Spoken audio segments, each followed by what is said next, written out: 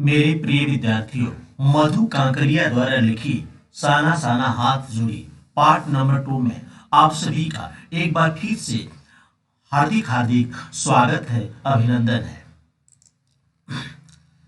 यहाँ से पढ़ाना है। रफ्ता रफ्ता हम ऊंचाइयों की ओर बढ़ने लगे। रफ्ता रफ्ता मतलब धीरे धीरे। बाजार, लोग और बस्तियां पीछे छूटने लगे। यानी जो बाजार दिख रहा था, जो लोग थे, बस्तियां थी, वो धीरे धीरे पीछे छूटते जा रहे थे। अब वो परिदृश्य से चलते चलते, यानी जो दृश्य दिखाई दे रहा था, चलते चलते स्वेटर बुनती नेपाली युवतियां और पीठ पर भारी भरकम कार्टून ढोते बौने से देखते बहादुर नेपाली ओझल हो रहे थे। मतलब हमारे आंखों के सामने से धीरे धीरे वह अदृश्य होते जा रहे थे। यानी जो दृश्य देख रही थी, स्वेटर बुनती नेपाली युवतियां थी, पीठ पर भारी भरकम कार्टून ढोते बौने से दिखते, यानी छोटे छोटे नेपाली बहादुर ओझल हो रहे थे। अर्थात आंखों से दिखाई नहीं दे रहे थे, मतलब दिख रहे थे फिर छिप जा रहे थे। यानी क्योंकि इनकी गाड़ी भी तो धीरे धीरे आगे बढ़ रही थी। अब नीचे देखने पर घाटियों में ताश के घरों की तरह पेड़ पौधों के बीच छोटे छोटे घर दिखाई दे रहे थे। हिमालय भी अब छोटी छोटी पहाड़ियों के रूप में नहीं, वरन अर्थात अपने विराट रूप एवं वैभव के साथ सामने दिखाई देने वाला था। वैभव का मतलब विशाल। न जाने कितने दर्शकों, यात्रियों और तीर्थ टनियों का काम में हिमालय, तीर्थ टनियों का काम में हिमालय, पल पल परिवर्तित हिमालय। तीर्थाटानियों का मतलब हो गया कि वहाँ जो तीर्थ यात्रा करने आए थे। पल पल परिवर्तित हिमालय यानी हर पल बदलने वाला हिमालय। क्योंकि हिमालय आज भी क्या है, बढ़ रहा है, हर समय अपनी लंबाई को बढ़ाता जा रहा है। और देखते देखते रास्ते वीरान, वीरान का मतलब बिल्कुल सुनसान, संकरे और जलेबी की तरह घुमावदार होने लगे थे। यानी जलेबी जैसे घूम घूम के राउंड राउंड करके बनाया जाता है, वैसे रास्ते भी घूम रहे थे। यहाँ देखिए, जो तीर्थाटानियों का काम हिमालय है, इसका अर्थ हो जाएगा तीर्थयात्रियों की कामना प्रार्थना। यानी तीर्थयात्री जो कामना रखते हैं भगवान से, उसके लिए प्रार्थना करना। ठीक है। घटाएं गहराती गहराती पाताल नापने लगी। यानी घटाएं गहराती गहराती, पाताल का मतलब गहराई। वादियां चौड़ी होने लगी, बीच बीच में करिश्मे की तरह रंग बिरंगे फूल शिद्दत से मुस्कुराने लगे। यानी कि शिद्दत का मतलब बड़े शांतिपूर्वक दिख रहे थे, अच्छा लग रहा था। उन भीमकाय पर्वतों के बीच, भीमकाय का मतलब विशाल पर्वतों के बीच और घाटियों के ऊपर बने संकरे, संकरे, संकरे का मतलब पतले कच्चे पक्के रास्तों से गुजरते यूं लग रहा था जैसे हम किसी सघन हरियाली वाली गुफा के बीच हिचकोले खाते निकल रहे हों। सघन का मतलब बिल्कुल घना।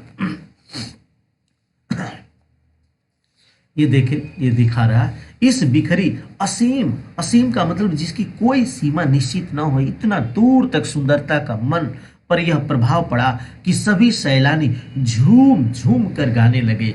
क्या गाने लगे? सुहाना सफर और ये मौसम हंसी। सुहाना सफर और ये मौसम हंसी। कितना सुहाना सफर है हम लोगों का, और ये मौसम तो जैसे लग रहा है कि हंस रहा है, स्वागत में पलकें बिछा रहा है। पर मैं मौन थी, किसी ऋषि की तरह शांत थी। ऐसे दृश्यों को जब कोई भी देखता है तो ऑटोमेटिक उसका रसपान करने के लिए बिल्कुल शांत चित्त हो जाता है। इसी तरह मधु कांकरिया भी एक ऋषि मुनियों की तरह शांत हो गई थी। मैं चाहती थी कि सारे परिदृश्य को अपने भीतर भर लूं, पूरी तरह से देख लूं, पर मेरे भीतर कुछ बूंद बूंद पिघलने लगा था, यानी कुछ कुछ होने लगा था। जीप की खिड़की से मुंडकी निकाल निकाल, मुंडकी का मतलब अपना सिर निकाल निकाल कर मैं कभी आसमान को छूते पर्वतों के शिखर देखती, तो कभी ऊपर से दूध की धार की झरझर गिरते जल प्रपातों को देखती, तो कभी नीचे चिकने चिकने गुलाबी पत्थरों के बीच इठला इठला कर बहती चांदी की तरह कौंध मारती बनी ठनी तीस्ता नदी को मैं देखती।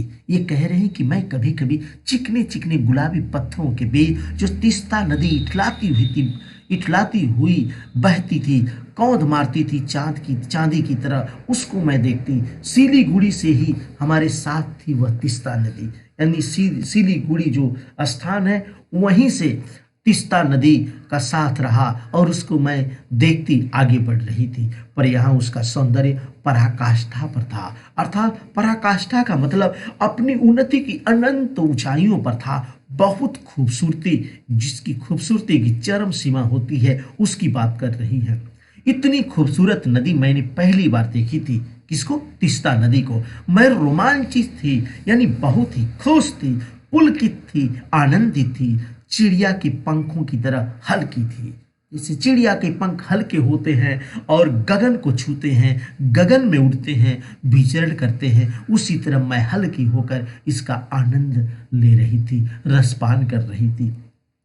मेरे नगपति मेरे विशाल, मेरे नगपति मेरे विशाल, अर्थात मैंने हिमालय को सलामी देनी चाहिए कि तभी जीप एक जगह रुकी। खूब ऊंचाई से पूरे वेग के साथ ऊपर शिखरों के भी शिखर से गिरता फेन उगलता झरना। वेग का मतलब पूरी गति, स्पीड के साथ फेन उगलता झरना, यानी जब पानी बहुत तेजी गति से बहता है तो सफेद सा झाग आता है। इसका नाम था seven sister waterfall.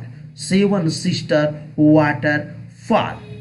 Seven sister waterfall का मतलब क्या होगा, इसको जान लेना यहाँ जरूरी है। फ्लैश चमकने लगे।